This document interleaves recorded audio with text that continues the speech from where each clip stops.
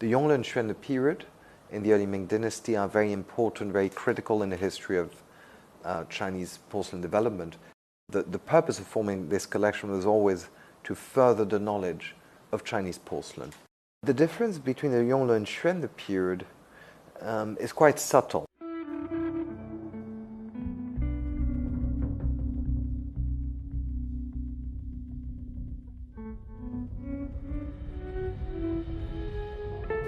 The pieces that we're offering this time come from the very celebrated Tianminliu collection that was formed by Mr. Ge Shiqiao, S.C. Co. This is a collector who had a great passion for porcelain and tried and charted the developments of Chinese porcelain since the kilns in Jinjinan were set up in the 14th century and focusing from the 14th to the 18th century mostly on blue and white porcelain. The purpose of forming this collection was always to further the knowledge of Chinese porcelain. And that's also something that he did through the publication of this beautiful 2-volume catalog in 1987 to go with this exhibition at the Hong Kong Museum of Art. And it's still today one of the great Bibles on the subject of Chinese porcelain.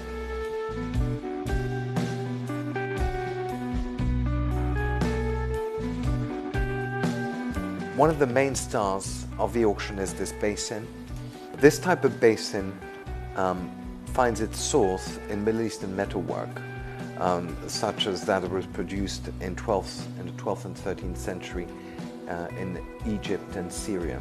You'll find these brass examples that have been used together with ewers to wash your hands before and after a meal. It's not a ceramic shape, it's not a shape that was born on a potter's wheel. You can see the strong angle, and in terms of the design, if you look at the interior, that sort of geometric kind of star on the inside is something, again, a design that finds its source, its origin in Middle Eastern metalwork, but is not actually found exactly like this. Now, that's a unique example that comes with a border of pinks at the rim, and what you see usually, it's a border of waves on most other examples. It's a very beautiful border. You also have these beautiful little half florets circling the base here, again, a unique design.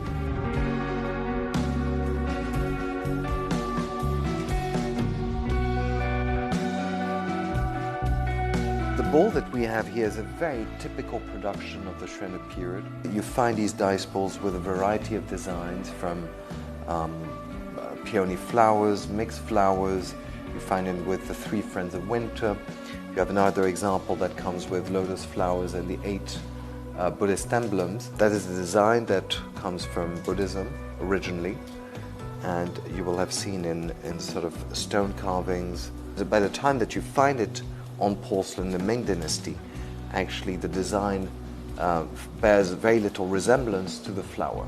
I mean, you call them dice balls, this is really a connoisseur's term, but in fact they may have been used either for dice or for cricket fights or just for sort of multifunctional use. It's quite hard to know exactly how they were used. The blue here, it's got that quite punchy quality already. The painter has used to great effect the heaping and piling effect. That is one that you find with that Sumaline cobalt that appears during the period and gives this very contrasty effect on the flowers that collectors from the late Ming Dynasty onwards were found extremely interesting and pleasing. Now, there's a very classic Xuanle mark on the rim here. The use of an imperial mark was standardized from that period onwards throughout the rest of China's imperial history. The difference between the Yongle and Xuanle period is quite subtle. You know, had I not seen the mark, I would have thought it's quite typically late Yongle. You can see that border of little florets.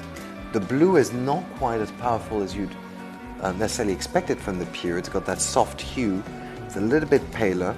It's got that heaping and piling comes in sort of very little black little spots here that heightens the design. The classic scroll here, very fluid. Say again, is something that you usually know from the Yongle period, and of course, you know, when you have a change of regime, a change of reign, the Yongle to the Xuanle period, it is the very same painters using the same materials who work from one period into the next. That explains why the two periods can be very similar.